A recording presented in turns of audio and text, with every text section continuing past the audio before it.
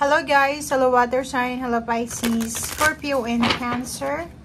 Welcome dito sa aking channel, Kapalaran 888. Welcome. Alamin natin kung anong messages, vibration, gabay energy para sa lahat ng water sign. Ito ay general reading guys, so pwede kang makaresonate. Gamitin mo ang iyong intuition sa panonood.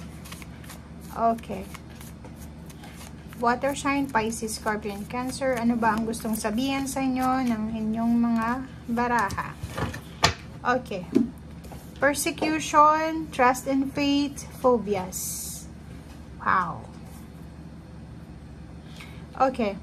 Water sign, Pisces, Scorpio, and Cancer. Ang nakikita natin dito is parang connected to sa reading mo yesterday or nung isang linggo.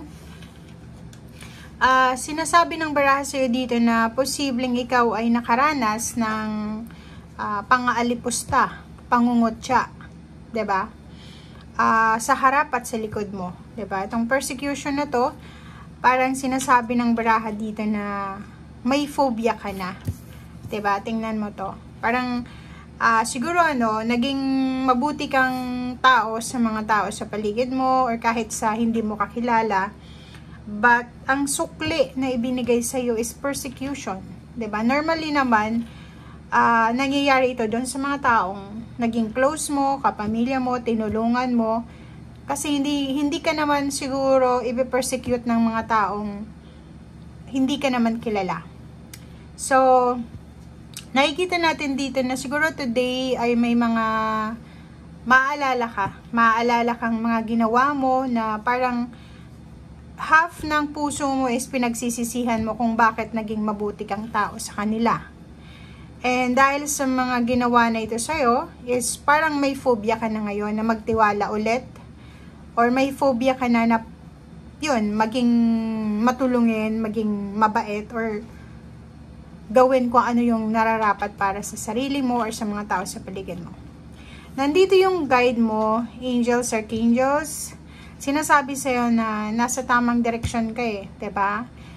Itong mga nangyari sa'yo sa nakaraan, pinersecute ka, binackstab ka, siniraan ka, inalipusta ka, pinalayas ka, or ano man itong ginawa sa'yo, trust and have faith na nakikita, napapanood ka ng ating Panginoon. Okay? So, yung phobia na yan is, hindi naman natin yun pwedeng i-question sa inyo na bakit ka matatakot, hindi ka dapat na natatakot dahil sa ginawa sa'yo.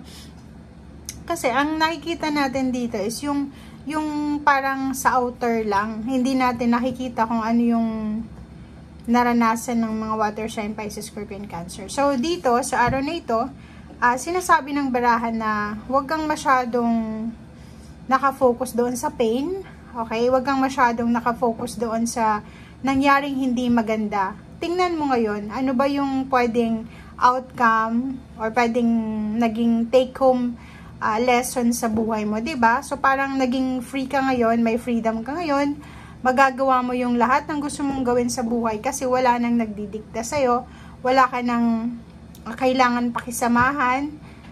Parang sarili mo yung decision mo, sarili mo yung buhay mo sa ngayon. Kasi siguro, etong mga taong ito na pinersecute ka, ay gusto nila is kontrolin nila yung buhay mo. So, nung time na ayaw mo nang pakontrol sa kanila, doon sila nagsimulang sirain ka. So, ang baraha mo ito is nagsasabi na huwag kang mag-alala kasi, yun na nga, everything happens for a reason.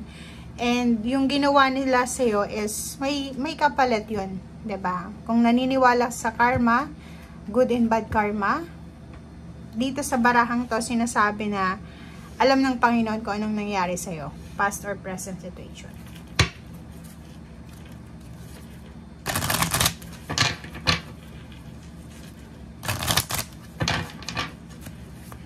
Okay, water sign, Pisces, Scorpio, and Cancer. Ano pa ba yung gustong sabihin sa'yo? Child and lady. Okay. So, yun. Nakikita ko siya dito na hanapin mo pa rin yung positive. hanapin mo pa rin yung positive side sa mga nangyaring hindi maganda sa buhay mo. Like a child, 'di ba? Pero, kailangan mo din matuto na hindi sa lahat ng oras ay inosente ka. Hindi sa lahat ng oras ay kaya mong ibigay sa kanila yung mga gusto nilang ibigay mo sa kanila, like patience, or like siniraan ka na, binackstab ka, niloko ka, tapos pababalikin mo ulit sila sa buhay mo. No. Dito sa barahang ito, yun, wag nating aalisin yung pagiging inosente, pagiging parang childlike yung emotion, pero dapat mahalin mo rin yung sarili mo. Kasi yung mga bata, hindi nila alam kung ano yung, di ba, pag may nag-aaway yung mga bata, parang maya-maya nagkukwentuhan na ulit. So, parang ganun din yung ginagawa mo sa past mo, kaya inabuso ka. So, ngayon, sinasabi ng baraha sa'yo dito na kailangan mong, yun, gawin kung ano yung nararapat sa'yo. Okay? And, etong innocence na to na child is, wag mo daw gayahin yung mga ginagawa ng mga tao sa paligid mo na masasama. Diba? So, still maging grateful, maging happy, maging generous ka pa rin kahit maraming nanloko sa'yo sa nakaraan. Kasi nasa iyo naman yun eh. Your karma is yours.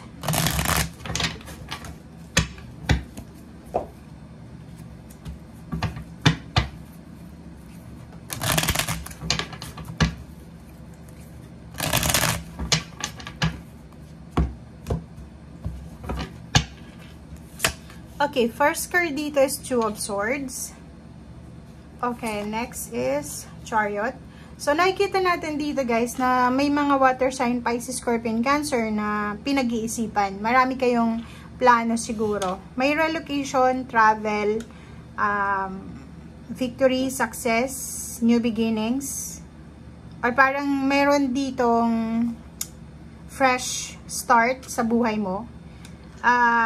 Kaso, meron ditong Two of Swords, merong mga bagay-bagay na nagtitrigger sa success mo. So, yun na nga, parang sinasabi ng baraha sa'yo na wag mo nang bigyan ng focus yung mga tao, yung sitwasyon na naging masama sa buhay mo. Kasi, may victory and success, may progress, may improvement sa buhay mo, emotional, financial, travel, or spiritual, na parating, 'di ba? So wag nating sayangin yung momentum. Sayang yung momentum eh. 'Di ba? Oh, Page of Swords, ang daming good news, ang daming balita na pwedeng dumating sa iyo sa mga susunod na araw, buwan at taon. Three of Swords, okay. So gina-justify mo dito yung pain and heartaches. Syempre, nasaktan ka, syempre naloko ka, na-scam ka. So meron ditong parang pain ka na naramdaman. Pero, sinasabi ng Three of Swords na to, kailangan mong alisin ang sarili mo sa pain na to. Okay? Kasi, hindi lang sa health mo makakasama yun, kundi sa everyday life mo. Kailangan mong umalis yan. Kasi, every time na affected ka sa mga nangyari sa nakaraan, or sa mga ginawa nilang persecution sa'yo, hindi ka makakalaya sa buhay na yan. So, make sure na mag-start ka ng new ngayon. Okay? Palace of Coins. Maraming pagkakataon sa buhay mo sa mga susunod na araw na sobra kang magiging busy. Sobrang busy, lalo na sa usaping pera. Occupied. Busy ka kasi kailangan mong ayusin yung success na parating eh. 'Di ba? Kung makikita mo dito, etong number 7 na Chariot and then Palace of Coins, parang isang mabilisan siya na success na parating sa buhay mo. Kasi palasyo to eh. Palasyo to ng pera. 'Di ba? Palasyo ng pera ang naghihintay sa'yo. So, ibig sabihin, pwedeng parating siya, lump sum ng money, stable na job, career, business, or travel, relocation, migration, visa, or kano pa man. Dito sa barahang to, sinasabi na, yan yung naghihintay sa'yo sa future. So, make sure na dito tayo nakafocus, dito sa dalawang to, and hindi dapat tayo dito sa pain and heartaches na to. Okay? Oh. Kita mo? Yung Seven of Swords na yan, sinasabi ng baraha, kailangan mong matuto. Kailangan mo daw matuto, lalo na sa usaping pera. Huwag kang masyadong nagtitiwala sa mga taong lumalapit sa'yo, lalo na sa usaping pera. Kasi alam nila na generous ka, alam nila na empath ka, so talagang gagawin nila yung lahat para, 'di ba, sirain kung ano man itong diskarte mo sa buhay. Okay? Sinasabi ng Barasil dito na yung mga taong traidor or mga taong trinidor ka, mahibalik din yun sa kanila. Pero yung balik sa'yo is sobrang positive. Celebration and balance ng money. Okay? Thank you guys and see you again. Bye!